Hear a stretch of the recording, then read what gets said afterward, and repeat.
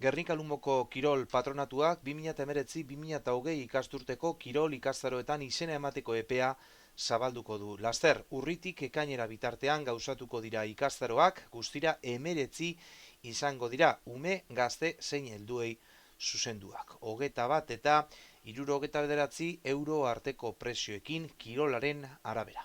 Polikiroldegian bazkide direnek, deskontuak izango dituzte eta 65 urtetik gorakoek erdia ordainduko dute.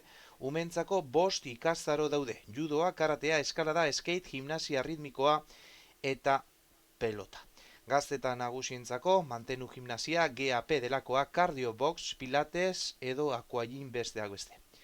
Gimnasia ritmikoa, skate, judo, karate, defentsa personala, pelota, eskalada eta pilatesen kasuan irailaren 17tik aurrera eman daiteke izena, irailaren 23tik aurrera goizeko 9 hasita bonoak eskainiko dira. Zumba, GAP delakoa, body training, biking, fitness, funtzionala, hirugarren adinekoentzako kirola, aquagym, aquarunning, TRX delakoa eta cardioboxen kasuan.